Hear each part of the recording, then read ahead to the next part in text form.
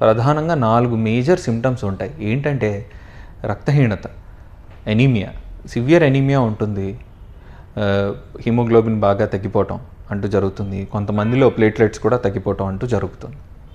రెండోది ఎముకలు వీక్ అయిపోవటం అన్నమాట.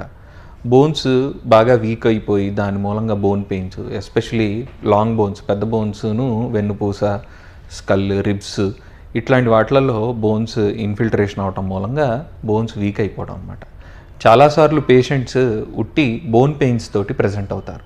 నడువు నొప్పి రావటము, లేకపోతే భుజాలు నొప్పి పుట్టడం, మెడ నొప్పి పుట్టడం, ఒక్కొక్కసారి ఈ ఎముకలు ఫ్రాక్చర్స్ అయిపోయి, అంటే చాలా చిన్న దెబ్బ తగిలి కూడా కాలు, వెన్నుపూసో ఫ్రాక్చర్ అయ్యి దాని మూలంగా విపరీతమైన నొప్పి వచ్చి మనం వాటిని ఇలా ఈ సిమ్టమ్స్ని గురించి ఎప్పుడైతే ఇవాల్యుయేట్ చేస్తామో దాంట్లో మైలోమా అని బయటపడటం. మూడోది కాల్షియం పెరగడం బాడీలో. సో ఈ బోన్స్ అన్నీ ఎఫెక్ట్ అయిపోయేటప్పటికీ బోన్స్లో ఉన్న కాల్షియం బ్లడ్లో రిలీజ్ అయ్యి కాల్షియం బాగా పెరిగిపోవటం అనమాట. సో ఈ కాల్షియం పెరగటం మూలంగా కాన్స్టిపేషన్ రావటము, తల తిరిగినట్టు అవ్వటం, కళ్ళు తిరిగినట్టు అవ్వటం. సో ఇవి ఇలాంటి సిమ్టమ్స్ ఉంటాయి.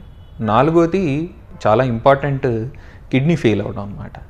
సో కిడ్నీ ఫంక్షన్ డ్యామేజ్ చేయటం. ఈ ప్లాస్మా సెల్స్ పనికిరాని, అంటే ఎక్కువ యాంటీబాడీస్ని ఇవి ప్రొడ్యూస్ చేసి, అంటే అవి మన నిరోధకానికి ఏమీ పెద్దగా ఉపయోగపడదు, కానీ ఈ excess antibody productions, heavy chains కానీ లైట్ చైన్స్ కానీ ఇట్లాంటివి ప్రొడక్షన్ మూలంగా కిడ్నీలు ఎఫెక్ట్ అవటం అంటూ జరుగుతుందన్నమాట. ఇది కాకుండా, ఎందుకంటే ఇది రక్త కణాలకి సంబంధించిన జబ్బు, ఇన్ఫెక్షన్ని ఫైట్ చేసే రక్త కణాలు ఏవైతే ఉంటాయో లింఫోసైట్స్, ప్లాస్మా సెల్స్కి సంబంధించిన జబ్బు కాబట్టి వీళ్ళకి తరచుగా ఇన్ఫెక్షన్స్ వచ్చే అవకాశం ఉంటుంది.